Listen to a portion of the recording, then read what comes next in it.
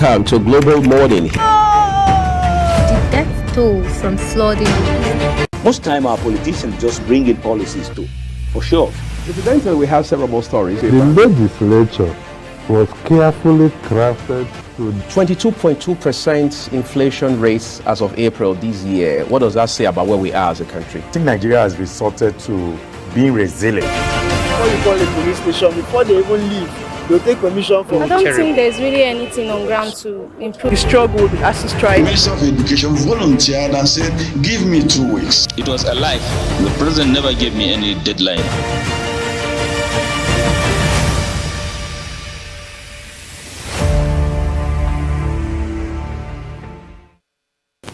Very good morning to you. Thank you, everyone, for joining us here on Global Morning.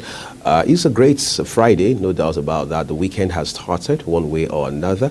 Here at Global Television, we'll spend the next 1 hour discussing and looking at papers for you, 1 hour 30 minutes, I should say, and then just having to take a look at some of the big stories from the year so far. It's the first day of December, and ironically, it's the last month of the year. I mean, it's been a long time coming for many people. For instance, those who had made a series of resolutions going into 2023. And it would appear at that time like 2023 will never come to an end, but we're just 30 days away from the very end of it, quite practically. But then it's also an opportunity to take a second look at all of those resolutions, how much we have been able to accomplish them.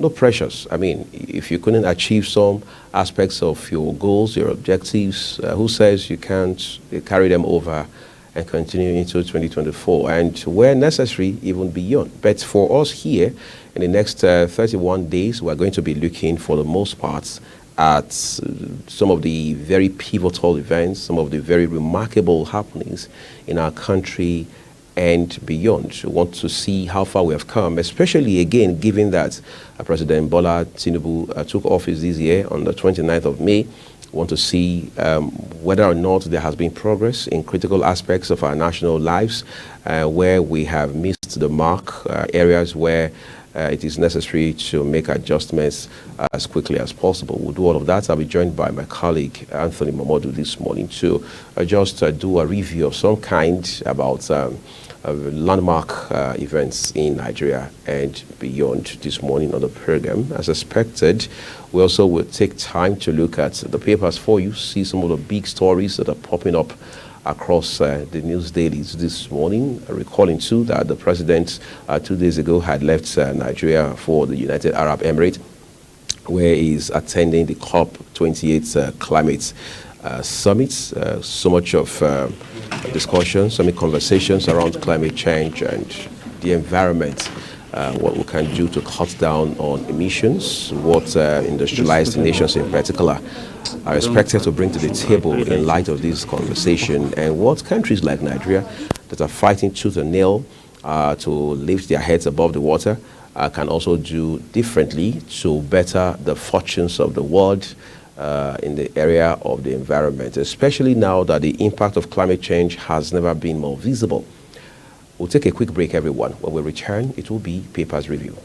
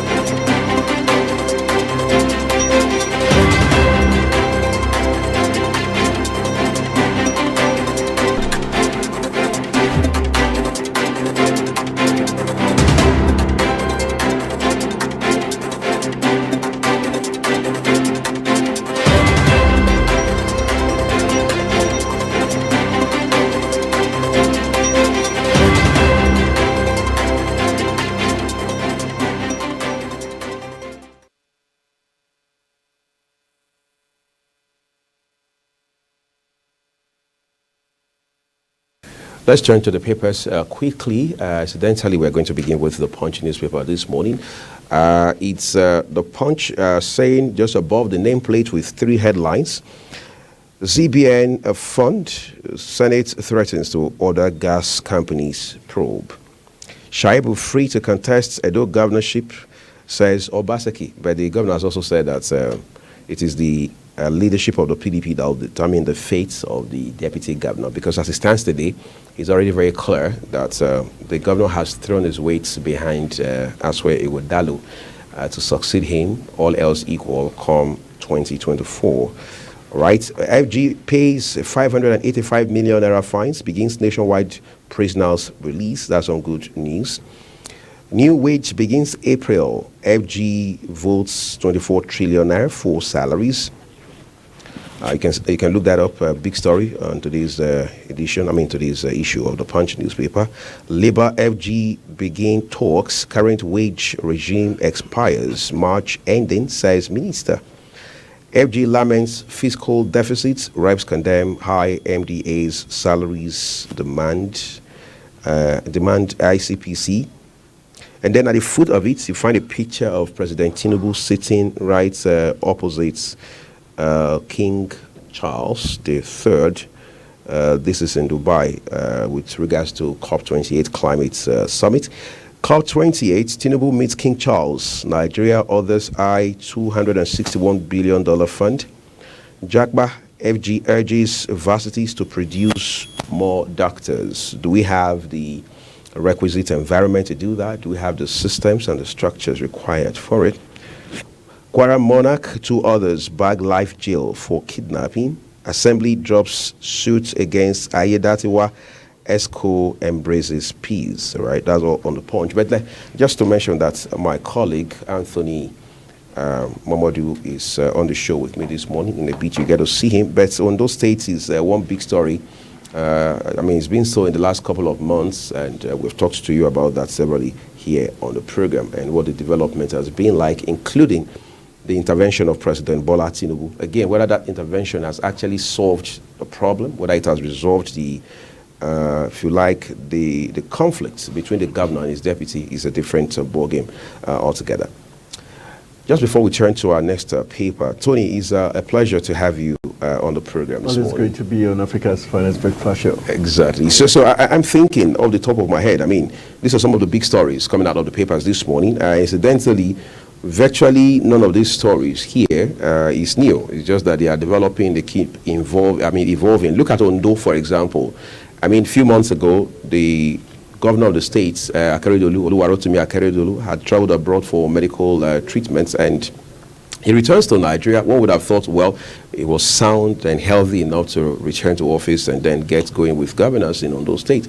But that didn't happen, still hasn't happened. Instead, he went to Oyo, where he still is today. And we are clear on what the Constitution says in situations like this. However, what we have seen in that state in the last couple of months is a back and forth, bad blood between the governor and the deputy. We've seen how even the House of Assembly has been embroiled. In that battle, what does that say? For what you know about Ondo State and the problem? I think it's very sad. First of all, we know Rotimi Akeredolu is someone with a legal background. Very robust one of that. Yeah, so we expect that he knows the doctrine of necessity, which says when a principal officer is out for so long due to ill health, maybe even incapacitated, or God forbid, in the case of death, not able to perform the role as required by the Constitution. Yes, the governor, the deputy governor steps in without any force. So we saw it when Goodluck Jonathan's case also with Lady Yaradua. Though we had to push for it before he found. So it's very sad that also the president, who is supposed to lead by example, also had to read in and try to prefer political solution of some kind. Was that an error too on the part of the president? I think it's more than an error. It just shows you that from top to bottom, that we're not truly practicing democracy, but rather we practice what is convenient for us. Because if he was being just and fair, Ayedatiwa should be the acting governor now, not still, deputy governor. And that's meeting they had, that truce they had, was a forced truce. It wasn't a truce agreed by both parties, because as of 2 days back, we still hear the House of Assembly led by Olajide still having issues. Some faction is saying, let's pronounce him the acting governor, while others are saying, we cannot go against what the So APC, they are not on the same page? They are not on the same page. And it's very sad that even the majority leader, Emmanuel, is also involved in it. Some are saying, okay, we're going to stick with what Mr. President says, but nobody's saying what the Constitution says. So, so we're pretending like the Constitution doesn't say a word about it. So it remains to be seen if the deputy governor will be bold enough, alongside other lawmakers who are on his side, if they'll be bold enough to take that step and make that move, because that's what the Constitution demands of them to do. Right now, the interest of the Ondo people is not being put forward, and it's very, very, very, very sad. It's interesting, but we need to turn to the Vanguard for you, everyone, this morning. Let's take a look at the Vanguard newspaper. Has a big story right there on the front page of it. It says FG's MDAs now undertakers of businesses. That's according to MAN and NECA. Has about 5 riders underneath it. Laments rising inflation, multiplicity of taxes, threats of strikes, protests. Say Nigeria needs investments to create jobs. Lord organized businesses for resilience. People not interested in budgets, figures. If prices of bread rise remain high, that's according to Rwani, a foremost economist. Adds, you can take news but can't take prosperity. Okay, that's on the Vanguard newspaper, but then we have a few more here. Says Supreme Court judgment, tension grips Nasarawa. Of course, we understand that a lot has been happening across states like Nasarawa, Kano, and of course, Plateau States. It appears Zamfara now has also fallen into that bracket. U.S. star diplomat Henry Kissinger dies at 100. I mean, if you have followed U.S. politics in the last several years, you would know the person of Henry Kissinger, former Secretary of State, who has redefined that role very radically. It's almost impossible to talk about the office of the Secretary of State of the U.S.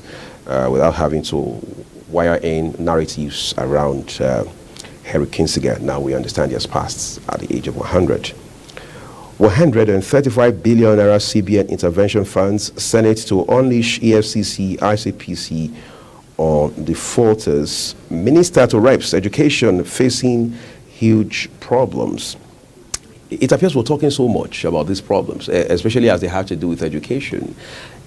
I mean, my sense tells me that everybody knows that there's a problem there. And in fact, most people also know what the specific problems are, especially the key stakeholders. Why is it so difficult to address these issues, especially when you look at the fact that even UNESCO has long ago recommended that budgets of nations should be such that at least 26% is allocated to education. You may say, well, UNESCO does not own Nigeria.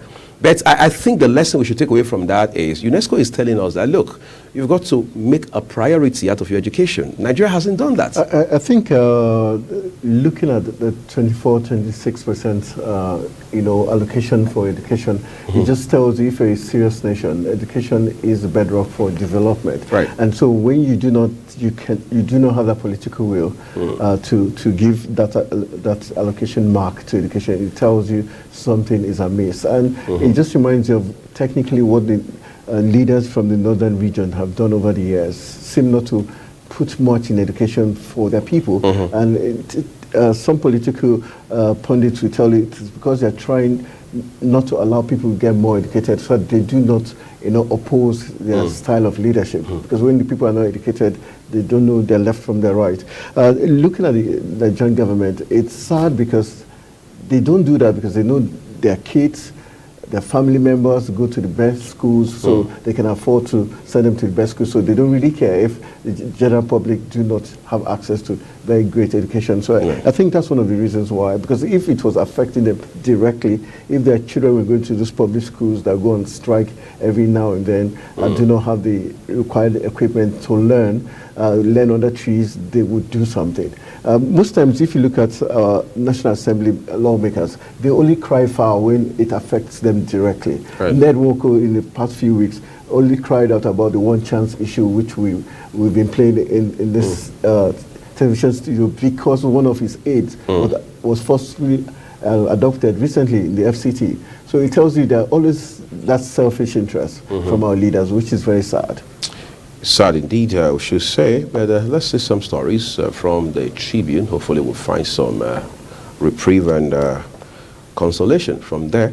Above the nameplate of the Nigeria Tribune this morning, one story there is, has its details on, let's see what page it says, page 30, has a picture of Edo State Governor Godwin Obaseki. It says Shaibu free to contest, but PDP members will decide Edo Guba candidates, of course.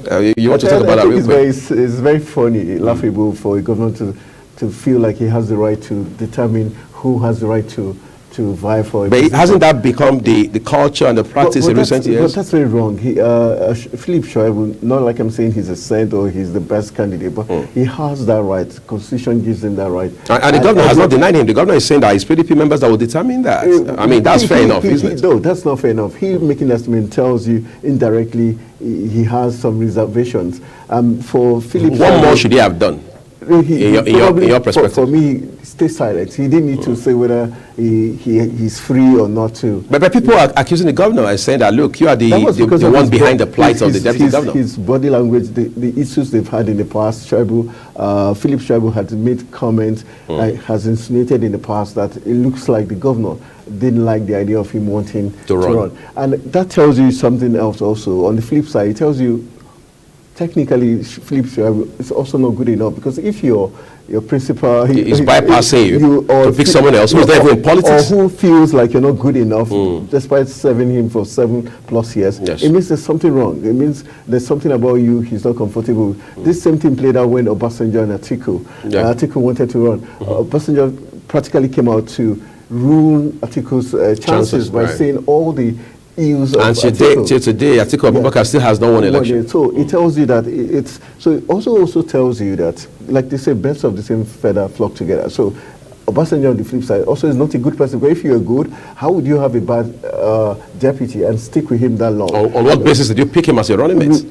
Thank you. So same with Shaibu and Obaseki. So there's something wrong with both parties. So, and for the fact that he's saying the PDP will have to decide, obviously we know the power of incumbency. He's going to influence whatever the PDP members are going to say. But let's bring a bit of perspective, Tony. As it stands today, Oshomole, who was the governor, the predecessor to Obaseki, was from Edo and North, which is one senatorial district. Of course, you have 3 senatorial districts. Yeah.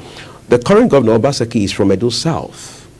The argument is that justice and equity demand that it should go now to Edo Central, where you have the Esan people. True. And the governor is fully in endorsement. He says he's got to go to the Esan people. And that's why you now see Asun Ighodalo being, if you like, advanced and being sold, yes, as the governor's favorite candidate. All of the governor's boys now have flooded Twitter and Instagram and Facebook. Even up to this morning, I saw all of them doing their thing that they've always done and stuff like that, because they've got to work for their principal.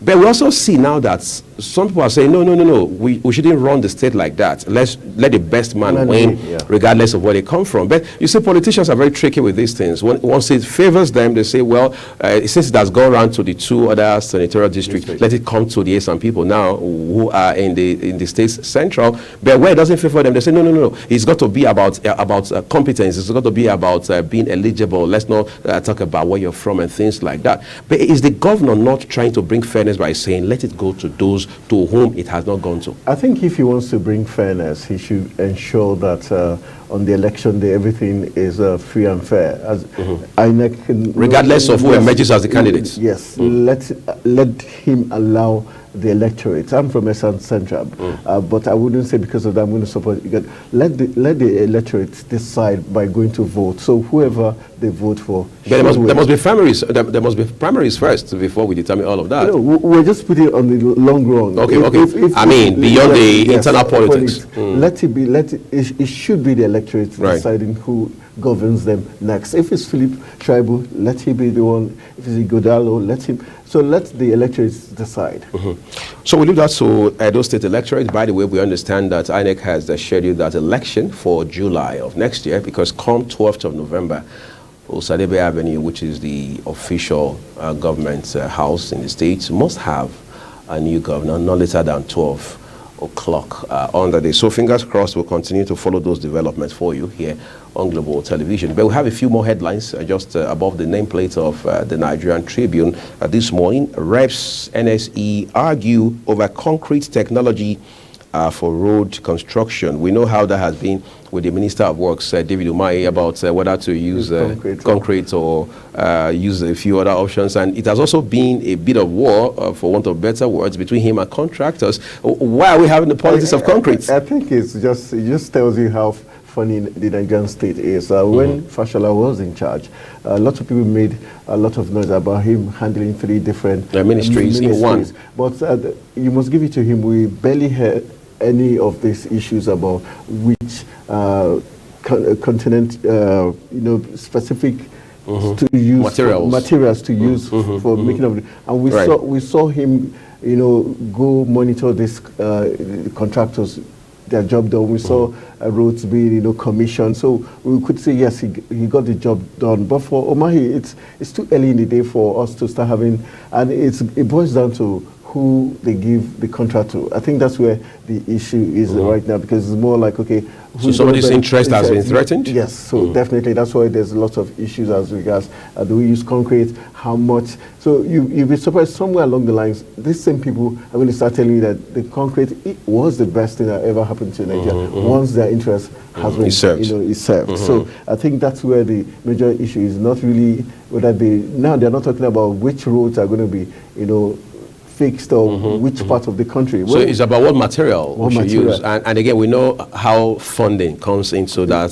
because that's where the money is now. So that's why there's everybody's fighting tooth and nail. Because if they were fighting, okay, bring it to the south, bring it to the north, then we know, okay, it's the interest of the people they're looking at. But now it's the material. So this part, is it going to be imported? We remember at a point there was a minister who told us they had to import certain things to Nigeria, agriculture minister. Right. Yeah. So it just tells you it's all about the benefits.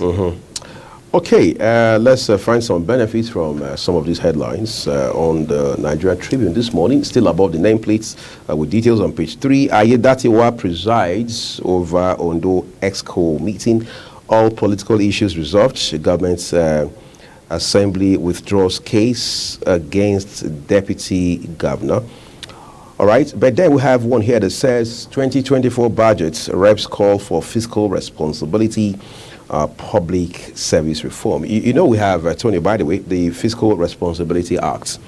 Yet, as a country, for the most part, over time, we have not acted responsibly where funding or where fund is concerned. Now, the reps is saying that ministries should be fiscally responsible. They're talking about public service reforms and all that. Yet Nigerians cry almost every other day over the National Assembly, whether it's a Senate today or House of Representatives tomorrow, because they're either renovating for 38 billion today or they are purchasing SUVs for 60 billion or whatever amount the next day. It appears we've not been able to get our priorities straight, because I recall that in Edo State, for example, in 2016, in fact, between 2013 and 2014 in particular, there were people who faulted the former governor, Adams Oshomole. They said, look, you keep telling us you can't pay this, you can't pay that, you can't do this, you can't do that. But you're flying helicopter from Benin to Abuja every other time. How do you do that? Now, their argument is simple. They are saying that if a state is actually troubled financially, if a state is in a bad place financially, it has got to reflect in the lifestyle of the chief executive of that state, who in this case happens to be the governor. So it's almost as if the governor is talking from two sides of the mouth. I mean, that's their argument in that kind of situation.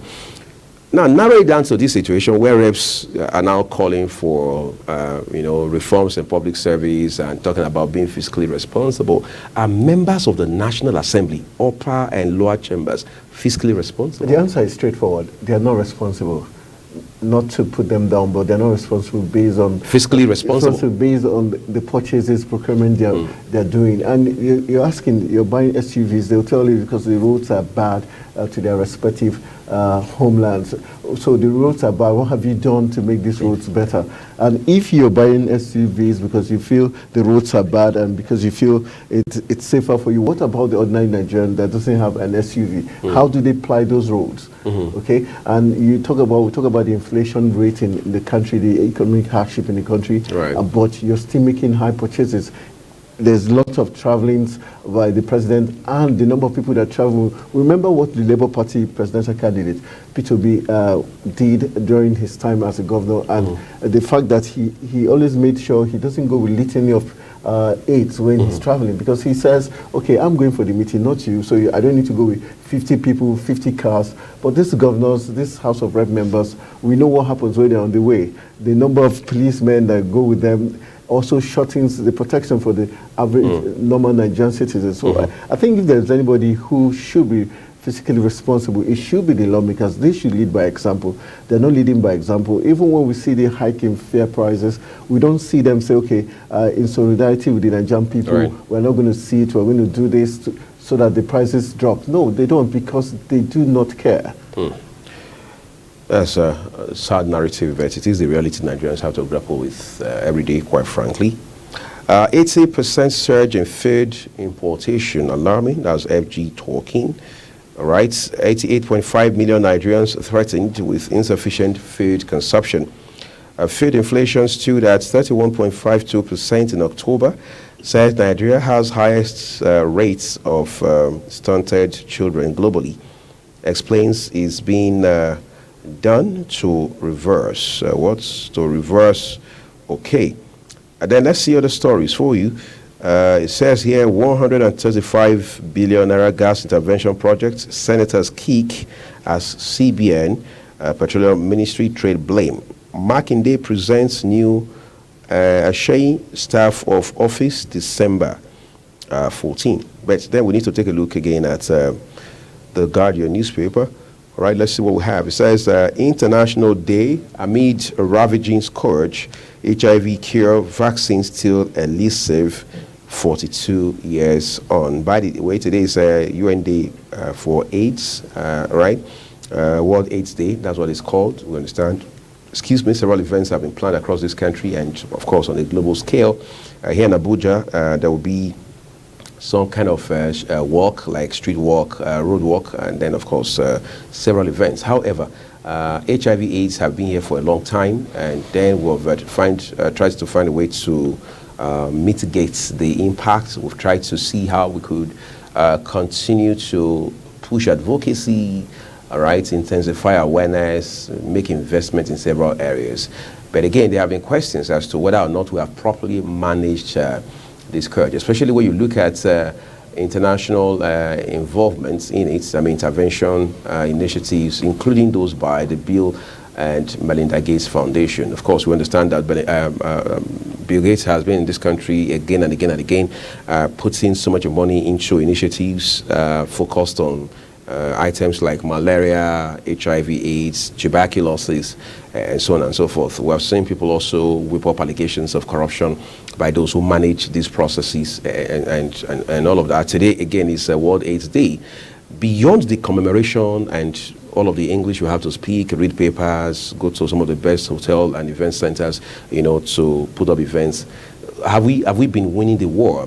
Because it doesn't appear we're hearing so much about AIDS. I think that's where the problem is. The media, alongside even the health professionals, seem every time there's a new disease or epidemic that comes it overshadows whatever we were doing before then. Right now, most people, and it's in the health sector, one key thing is whatever brings in money for the drug manufacturers, for the health professionals. The big pharma, as they call it. That's where the focus is. Right. That's why, of recent, what of interest to the world is COVID-19, right? Because that's where the money is. That's where the big countries, the G20 countries, donate lots of funds to. And because of that, health professionals are more interested in health facilities, are more interested in that disease. That's why it looks like the HIV and AIDS has lost steam. And because before now we saw that constant it being on the news by TV houses, media houses, scaling up, telling us how many number of people affected in the 6 geopolitical zones, and those that have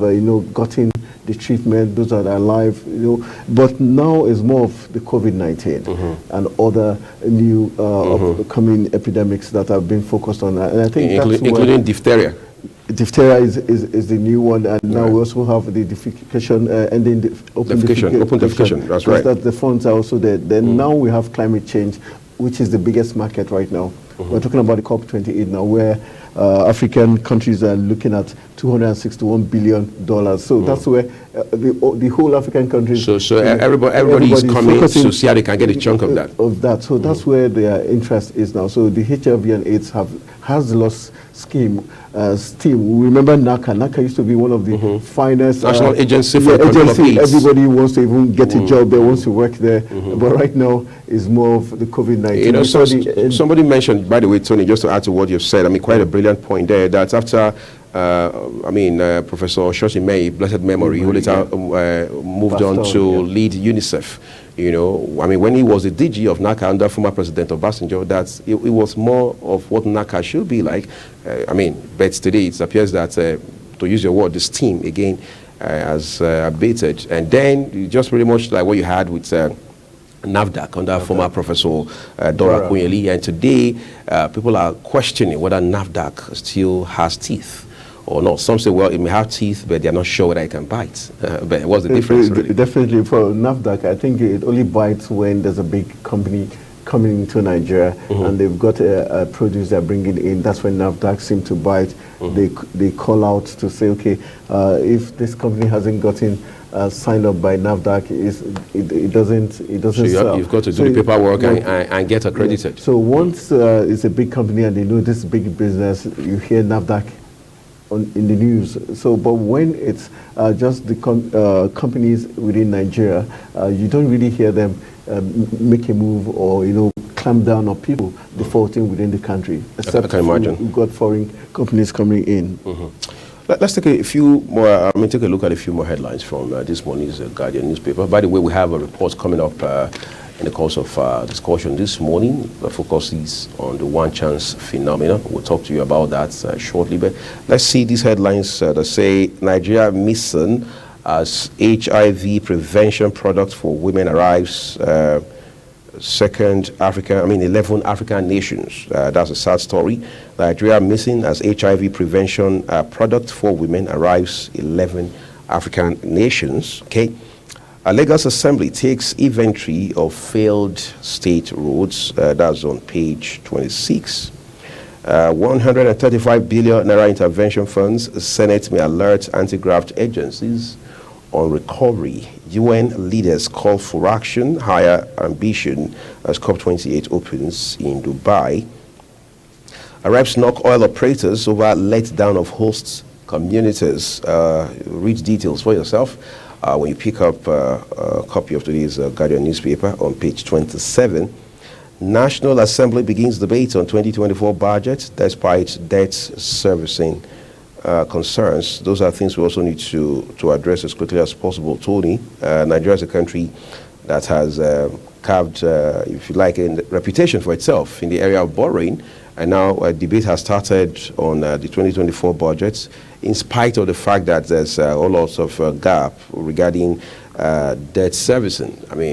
Again, it brings us to one thing: we have to keep borrowing.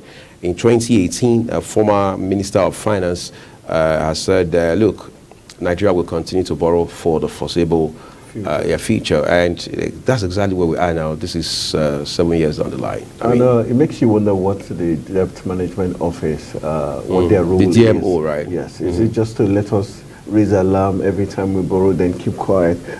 What are they doing to halt further borrowing? To make it make it impossible for the government to borrow.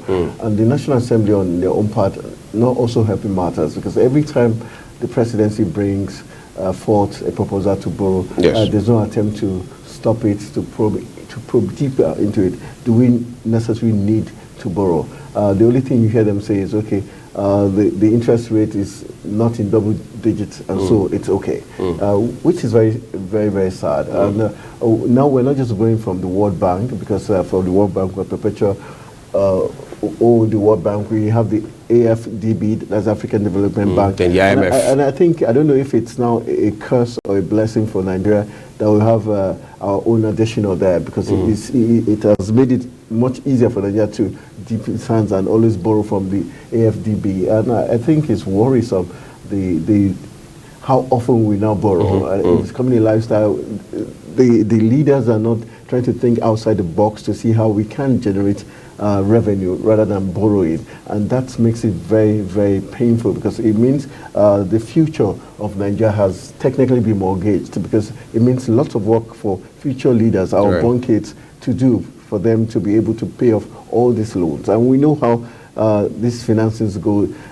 Years from now, the interest rate is going to triple, and what's the guarantee that Nigeria would be able to pay up and not turn into Somalia? Because that's what's going to be the end point. When you can't pay, there's going to be restiveness, and before you know, law and order breaks down, and civil unrest.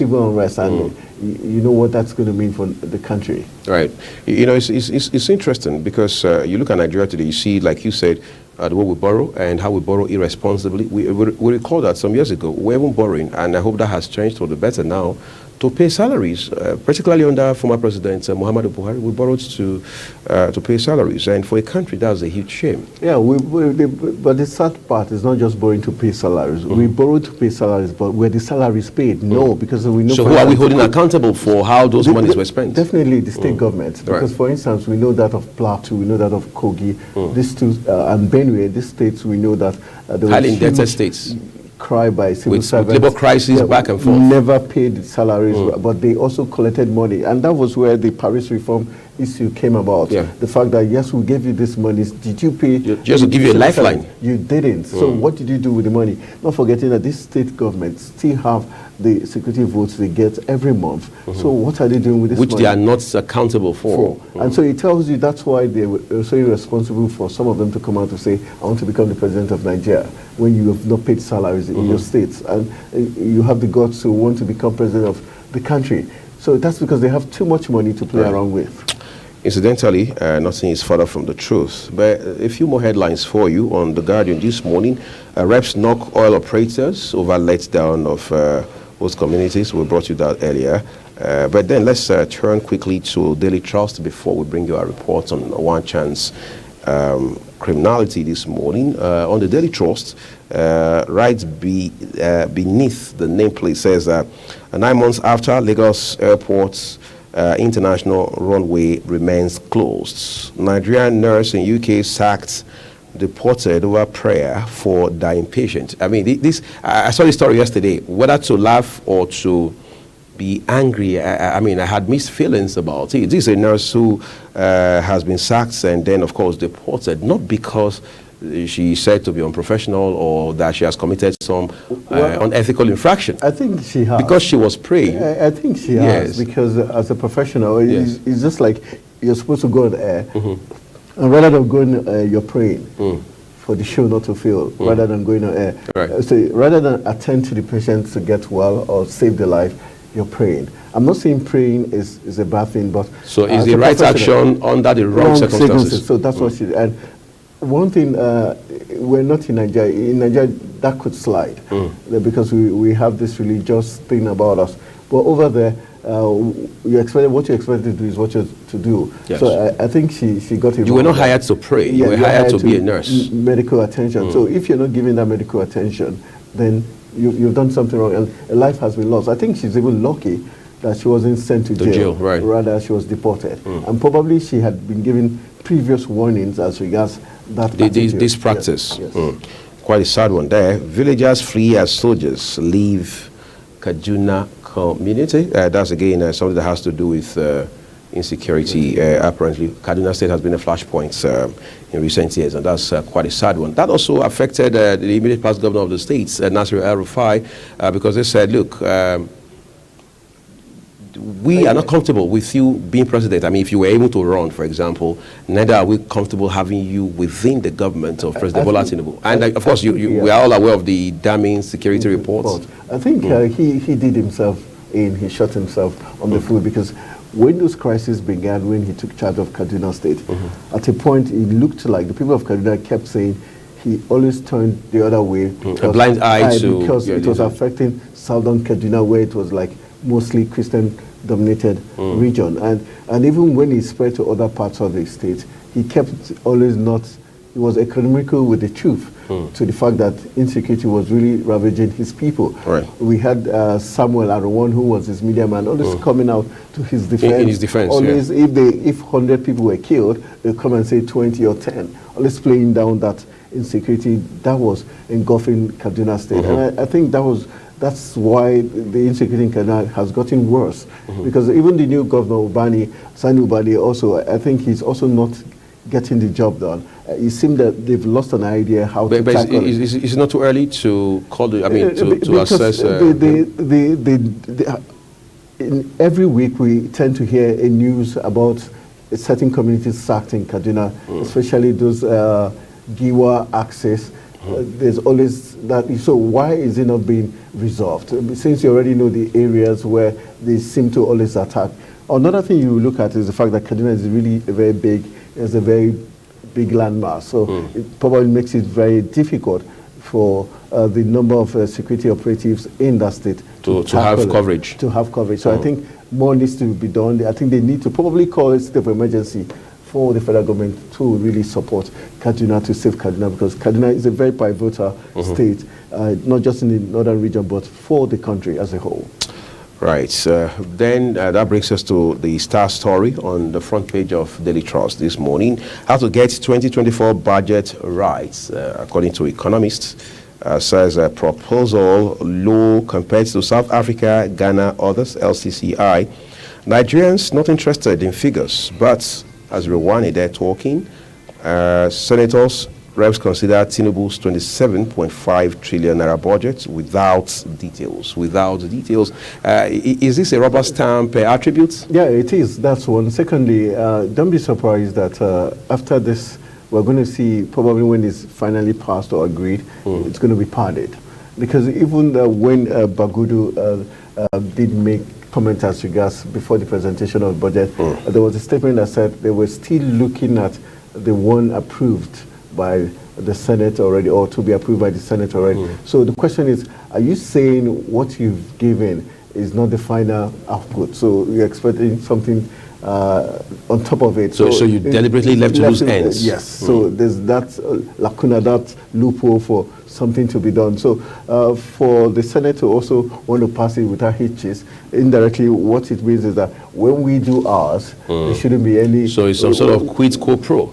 So it just tells you, and obviously you can tell when the president went to make his presentation before the two houses, you could see it was easy ride. But what we see in other clients, like the U.S. for instance, the Democrats and the Republicans wouldn't let you slide that easy. Right. There's going to be questions to be asked about certain issues, but like we already know in Nigeria, there's no ideology between both parties, the APC or the PDP. So maybe the difference would just be the colors of their flags and their logos. And the interest. Once their interest is served, like this looks already, then it's a carry go, like we say in Nigeria. Okay, Navy arrests two ships' crew for illegal fishing. The story has details on page 52. 1,001 students on Kano State Government's foreign scholarship departing to their respective destinations. You find those pictures on the front page of the Daily Trust. And that's where we're going to take a quick break on the papers this morning. We'll still have a few more to look at for you. But just to remind you that we have a responsibility as a people to be vigilant, security conscious, especially for those who live in the Federal Capital Territory, that's in Abuja, because of how we have seen some evolution in the way crimes are being committed across the city. Of course, it's obvious that it's pretty much the same situation in different cities across the nation. While we hear that, yes, security agencies are doing their utmost in this situation to ensure that they surmount this challenge, these criminals are still on the loose, doing what they know how to do best, to attack innocent citizens and cause them untold hardship and pain. Our partner correspondent, Abdullahi, did something very brilliant with this report, which we now bring to you. An apparently peaceful traffic situation can turn into a nightmarish experience with the activities of the popular but ignoble criminals called One Chance. They are violent criminals who disguise as either commercial drivers or as passengers. The trick is to shout, one chance, giving the impression that the vehicle needs only one passenger to move. But jump in and you jump into a pile of miseries. Kabiru Adamu is a security consultant and confirms that this pattern of crime has taken an alarming dimension. It is a common occurrence in most city centers. In Abuja, as an example, it's very difficult for you to go to any space where there are a couple of persons ranging from 3 up until 10 that you will not find at least 1 to 2 to 3 persons that have not been victims of One Chance, as long as the persons are using commercial vehicles. So I entered the cab, hailing Pape. Chidinma is a young mother. She had a terrible and pathetic experience in the hands of the criminals. Chidinma was dropped by her sister right about here at around 8 o'clock in the evening. A Mazda car driven by a man and one other passenger at the back pulled over and hastily picked her. Destination, Mpape. But the journey was doomed because a set of horrible things started happening at the inception of the trip. Merely I entered.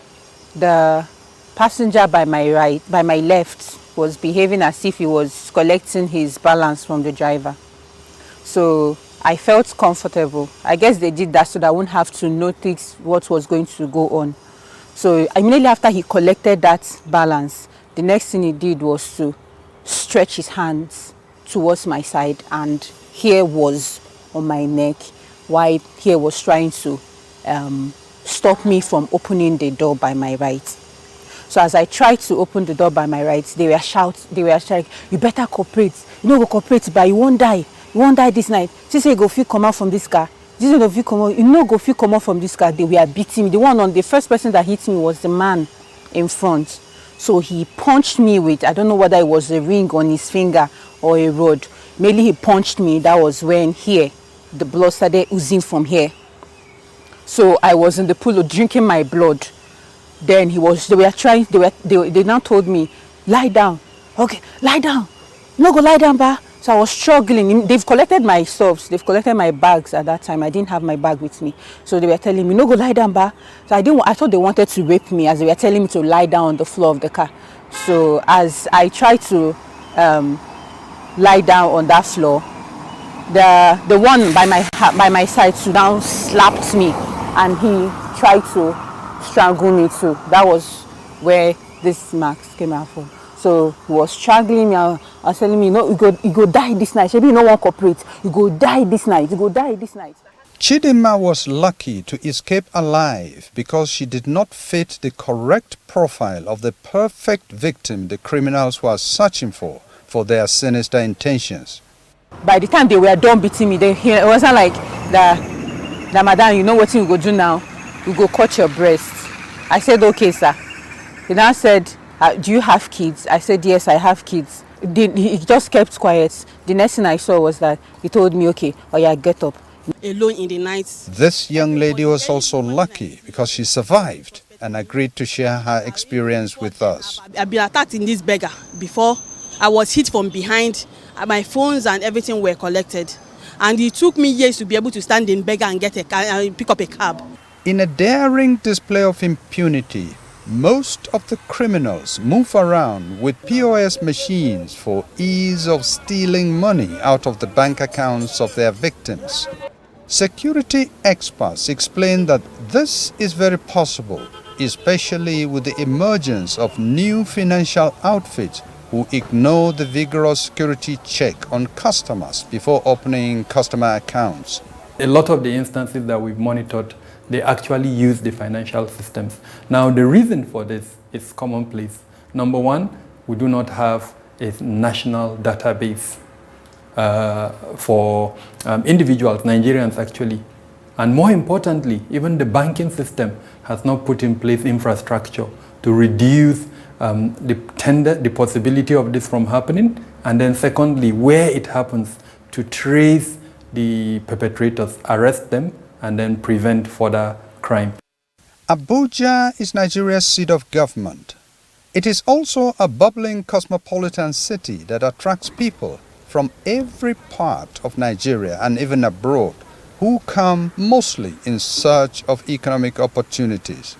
But like many emerging cities facing the challenges of growth, crime has become a major issue. The June 2023 edition of Nigeria Security Report for Beacon Intel, a security consulting firm, shows an increase in crime in not just Abuja but other major Nigerian cities. The FCT Police Command says it is doing its best to fight crime in the territory in order to protect the security and welfare of citizens. We have created a tactical squad called Anti-One Chance, which they have been charged with the responsibility of these one chance activities to wipe away, in conjunction with the DPOs as well. The DPOs are doing on the divisional level, and this squad that I mentioned, Anti-One Chance, has been deployed also to each division. The FCT Police Public Relations Officer says the police needs the cooperation of the victims and other citizens in order to tackle this despicable crime called one chance. Sometimes these modus, they change their modus. Though we've identified the modus they are using, but when they know we identify them, they also change their modus. So when if you find yourself as a victim, it's only wise and advisable that you report these incidences to the security agencies. I actually did not believe that they could do anything about it. That was why I didn't report to them. Our law enforcement agents that do not see this crime as a major crime. We've been in instances where we've monitored this development on behalf of our clients. We will report the cases by providing the telephone numbers that were used in the crime, the account numbers that were used in the crime. The response you get from the law enforcement is that they have bigger challenges. And this is the effort they will use in stopping this is not worth the benefit. Victims survive and injuries are treated, but the emotional scar takes a very long time to heal. It took me months, or if not years, to actually recover. And psychologically, everything around me now, even if I enter a cab now, I will start to be conscious of where I am, because of everybody around me is a suspect. The one that was repeatedly beating me, I didn't see the one in the front, his face, but the one at the back, I kind of saw his face. So when I see someone that looks like that person, I'll be like, are you sure it's not this man that beat me that night? Kabiru Adamu says commuters should avoid flagging vehicles along the road. Instead, approved and designated motor parks should be used. Anjum Abdullahi. Thank you, Danjuma Abdullahi, for that eye-opening reporting right there. Tony and I are still taking a look at the papers as we begin to wind down on the program this morning. Let's turn to the Nation newspaper for you with the big story that says how federal government will tackle budget 2024 deficits by Edu. That's obviously coming from the Minister of Finance, who doubles as coordinating Minister of the Economy. Has 3 riders saying measures will crash shortfall from 6.11% to 3.88% of GDP. Senate House begin debates on 27.5 trillion naira estimates. Budget's brilliant, says Senator Jimo Ibrahim. Ayedatiwa Ondo House closed ranks. ESCO adopts Abuja peace terms. House withdraws suit against Deputy Governor. Workers to get 35,000 naira. And then it just makes you wonder, what are the terms of that so-called Abuja peace terms. I mean, again, I think the top of it is for status quo to remain. He remains deputy. Yeah, exactly. And Akeredolu remains the governor. Governor in absentia, as it is now, practically. Because the president made a statement to say why is Aiyedatiwa so hell-bent on becoming acting governor? Why can't he just remain deputy and still serve the people? If he really wants to serve the people, he can still serve the people as deputy. So it just tells you the selfish mindset of Mr. President and Akeredolu. Because if the doctrine of necessity says he steps aside for Aiyedatiwa to take charge, why would that be? Interesting. I know the thing that bothers me really as a Nigerian, Tony, is the fact that, I mean, this is also a president that has some of the finest lawyers around him, whether it's the AGF, for example, or those other senior lawyers with robust backgrounds. Those lawyers are bootlickers. Yes, and they were wondering, whatever happened to being being a thoroughbred professional, whatever happened to being patriotic? I mean, all of these elements don't come to play, because I understand that in an ideal situation, even though, of course, it's obvious now that what we have is not an ideal, or even close to it, those who are appointed by the president, especially at this point, at this level of having advisory role to play, should first and foremost be loyal to the Constitution, just like they say in the military. You're loyal to the flag, not to one man here or one man there. But again, Nigeria is always a different case on issues like this. In Nigeria, there's this level of sycophancy, and I think it started from the civil service, where your boss wants you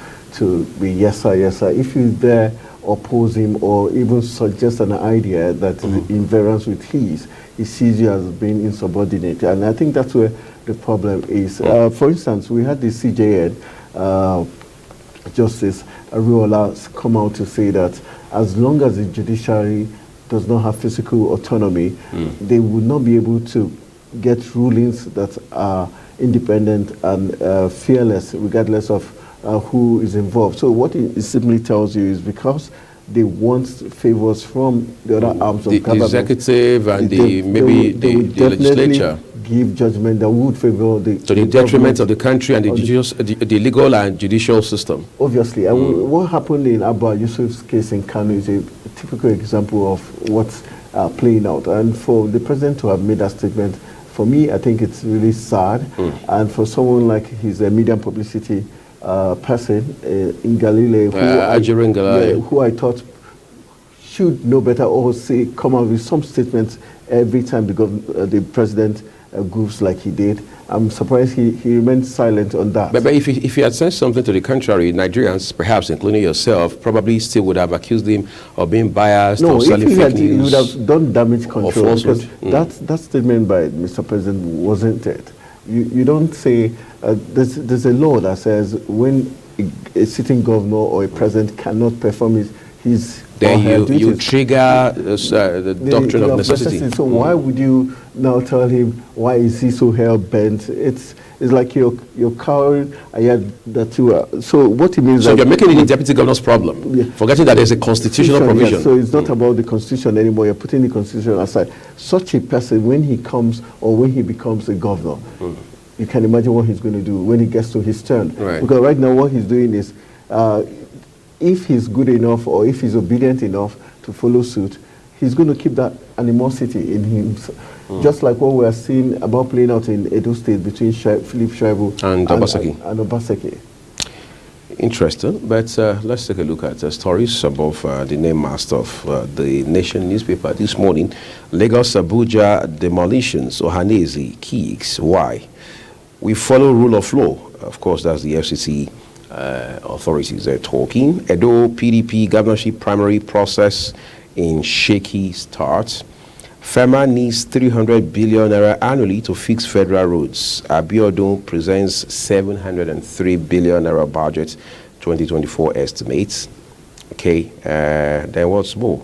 Let's see at the bottom of it. It says just to the right corner of the front page, Nigeria, UK strengthening ties. Tinubu, King Charles III meets. Yes, Nigeria is just like other countries of the world interested in a piece of the $261 billion climate fund cake, as I'd like to call it on the program this morning. But we have just two more papers to look at. But let's turn to the Blueprint for you. The Blueprint newspaper this morning says Ohanaeze applauds Tinubu's decision to release Kanu. That's on page 8. Nigerians will enjoy improved power supply soon. That's according to the federal government. Transmission, distribution, greatest obstacles.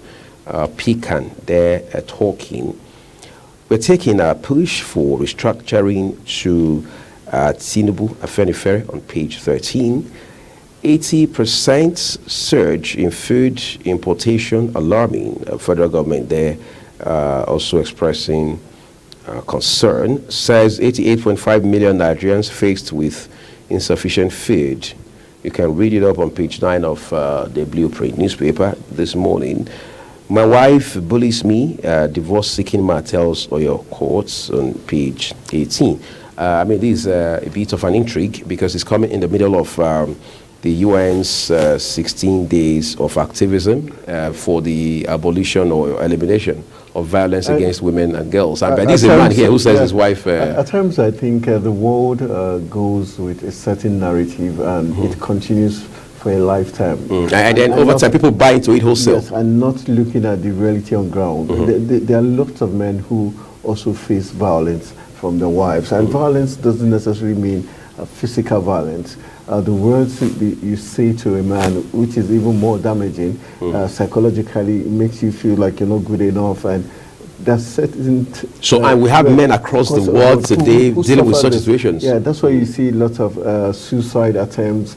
People dying for the, high blood pressure and all that. But it's just that the world has this narrative, a man is stronger than a woman. And so because of that, they feel whatever the woman dishes out to a man, you should take it in his strides after you're a man. So I think there's need for change of narratives. There's need for, and this is where the health care professionals, the mental health doctors and professionals should come and play up this side of that divide in order to save lives, because a lot of these issues happen on a daily basis, but it's not giving that needed publicity like on the other way around. So we should shine a brighter light on it. Yeah. Excellent. But let's go to the foot of this morning's Blueprint newspaper now, where we have a few more headlines. No student killed in Abuja school, says NSCDC. 27.5 trillion naira 2024 budget realistic, says Senate. What are the basis for that conclusion? Well, you can find out on page 18 of the Blueprint newspaper. Kidnapping. Kwara court sentences Sirkin Fulani, 2 others to life in prison. COP28 opens in Dubai. Leaders urge speedy action against the rising climate crisis. Tinubu meets King Charles III, seeks stronger Nigeria-UK partnership. All right, that sounds like a great idea, but let's go wind it down altogether, looking at our last paper this morning, the New Telegraph. Above the nameplates, a headline there, it says CBN, FG recorded 816.53 billion naira fiscal deficits in July. Nigeria's 27.5 trillion naira budget threatened as OPEC plus Mars output cuts. Of course, at that level, you're talking about the politics of oil, all right? Not just OPEC, but OPEC plus. Okay, FAN bans use of Ghana must go sacks. That's for airlines now, says the damage conveyor belts. FAN bans use of Ghana must go sacks, right? So for those of you who fly, packing your stuff in Ghana must go bags, the Federal Airports Authority of Nigeria, FAN, has now placed a ban on it. A fresh crisis in Edo PDP as faction boycotts SEC meeting. You find those details on pages 4 and 26 of the New Telegraph newspaper. My relationship with my deputy, cordial Obaseki. Well, the governor should also realize that people have eyes, they have ears, more importantly, they have a brain. Okay, we'll leave it at that. First Town demolition, court issues restraining order against Federal Housing Authority, LSBCA. Ohaneze to establish relief agency on pages 2 and 28 of the New Telegraph this morning. And then the big story, no ex-governor with corruption cases will escape probe. EFCC, they're talking with Ryder, says its core mandate remains Senate to involve anti-graft body in CBN 250 billion naira gas funds probe. Why are appointed millionaires as council chairman by Governor Oti? State of the nation, PDP governors meet, seek ways to reduce Nigerians' sufferings.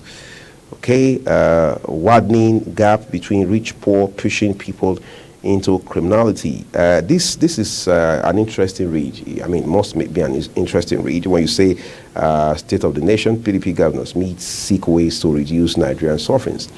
Because for the most part, what we hear about opposition parties in Nigeria, which the PDP now is, at least at the federal level, is how to recapture power. Therefore, when you now say such a party is meeting with the aim of seeing how to reduce the suffering of citizens, that's a bit of a bewilderment, isn't it? I think it's just for the PR, because you look at how they're going to do that. They're not in power, and when they were in power, did they do that? No. So how are they going to do this? Is it like, are they saying they're going to work in tandem with the ruling party, APC, to help Nigeria? But that's a possibility. After all, Wike, former governor of Rivers, as a member of the PDP, he tells us, yet is a minister in this country, under your very nose. We know that was for a personal, for his own personal good, because... but he says it's in the interest of the nation. Well, that's what you expect him to say. But looking at what we've seen over time, and even with the policies in the FCT, can we safely say, okay, his policies thus far has, impacted on the lives of Nigerians? Because for those in the FCT, one key thing we're suffering is the insecurity in the FCT. What move has he made for us to see, yes, they're working towards saving the lives and property of those in the FCT? Rather, what we see most is land revocation of lands, calling out for landowners, and we see things that would fetch them money rather than things that will, impact the life of Nigerians. He had to take the National Assembly to call him to look into the issue of the CCTV cameras across the FCT. Ordinarily, you would have thought if he had the interest of people and he knows one chance was something the FCT was suffering, he should be the one to take that initiative rather than being told to do it. Excellent, excellent. But then we have just a few more headlines to wrap it up this morning. Nigeria scales through global EITI assessment with 72 points. A 2024 budget proposal, LCCI faults FG's oil prices, exchange rates assumption. Senate's presumptions realistic to pass for second reading today. We keep an eye out on that for you. Stay at home. Southeasterners not known for laxity, indolence.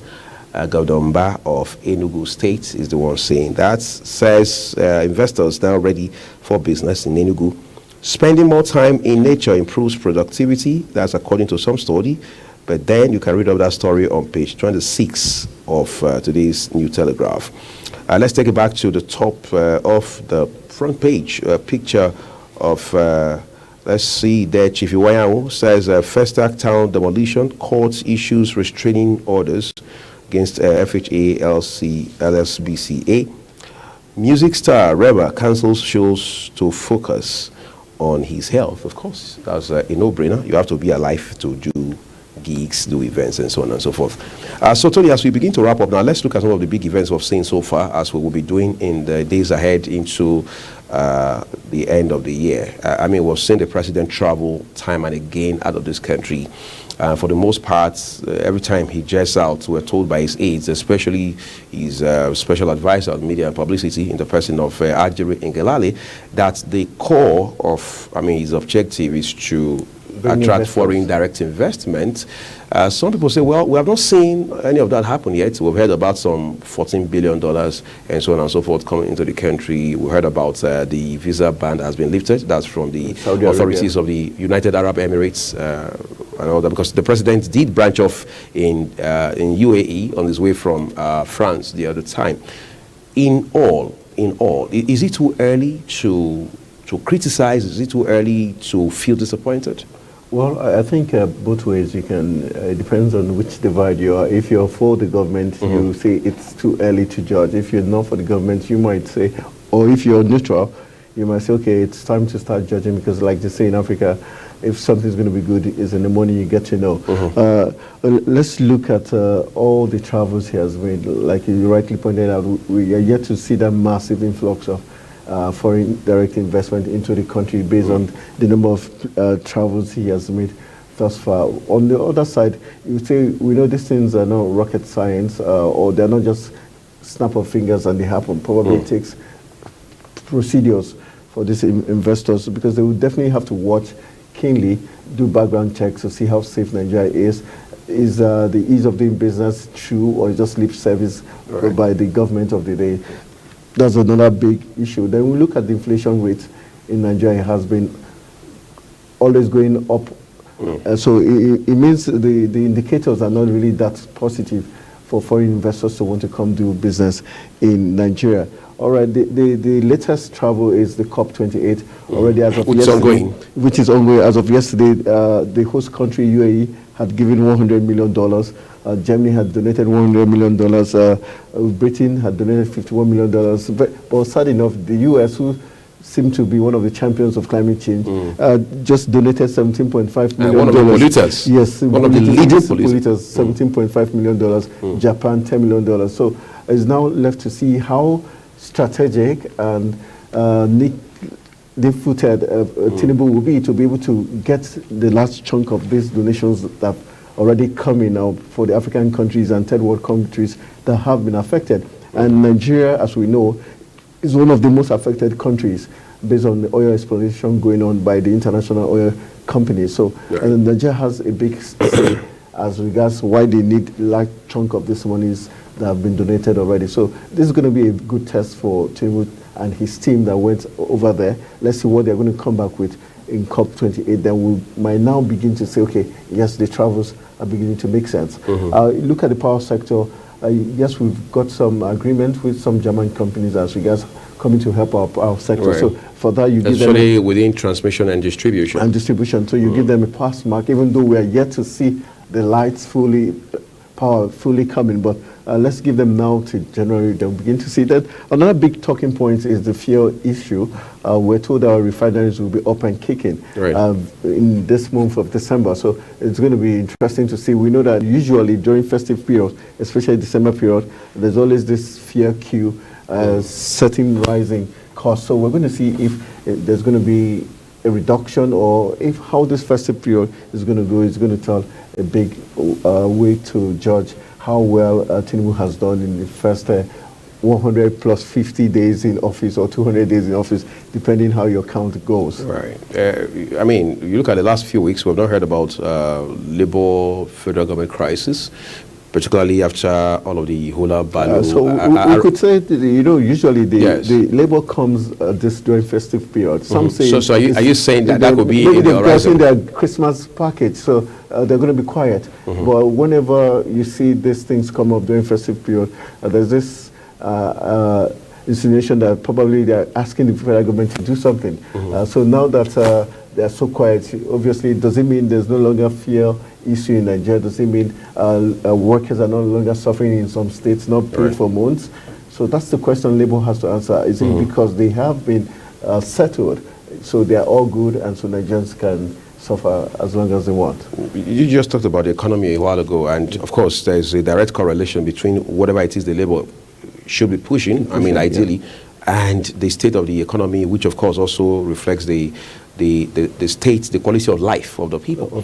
Yes, the federal government has talked about several things they would do with regards to the impact of removal of fuel subsidy and so on and so forth, all of the palliative measures that we put in place.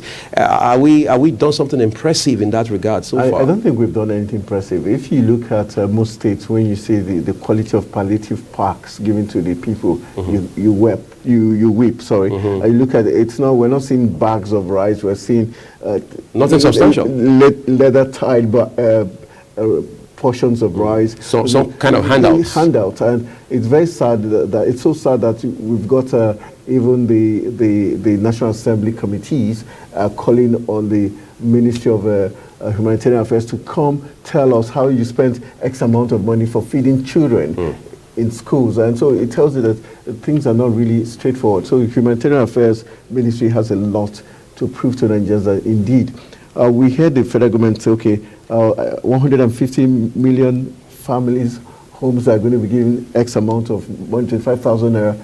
We're yet to see that happening. We can't see people come out to say, yes, we've received this X amount of money. So where is the money?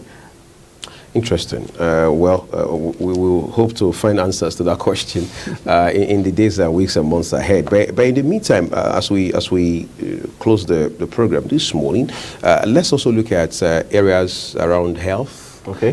Real quick, because people have to be alive to do whatever it is they want to pursue. Sure. All right. How much we have seen happen. I mean, we interviewed the Minister of Health here a couple of weeks ago, and he talked about what the federal government is doing, particularly in the areas of, efforts to arrest disease outbreaks and so on and so forth, and how to stem this tide of Jacques syndrome as it affects the healthcare sector. Did you see any light at the end of the tunnel? I think it's very sad. Given the antecedents of the current Minister of Health. That's what he's saying and what is happening are two different things. If we remember the Obasanjo era, the Goodluck era, where we had the Shopee the program, I felt that program was very laudable. It's a program I felt should have been sustained rather than taken out, because fortunately, I was able to witness some of this conditional cash transfer given to these women who had to attend the antenatal care 4 stages. If you completed the 4th stage, you're giving that 25,000. You could see their husbands taking them to the hospital, helping them because they wanted to achieve that aim. And there was this benefit when you give birth in a primary healthcare center rather than giving birth at home or a traditional birth attendant, because these were ways to slow down the infant mortality rate in Nigeria at that point. So that program was a very So are you saying the progress has been eroded? Yes, definitely, because that program, once Goodluck left, that program was killed. Rather, it was now transformed in another fashion, in another sector. It wasn't using at that point, we had health officials go to general hospitals, ensure that referrals were attended to, and that also made sure that those at the grassroots got quality healthcare services.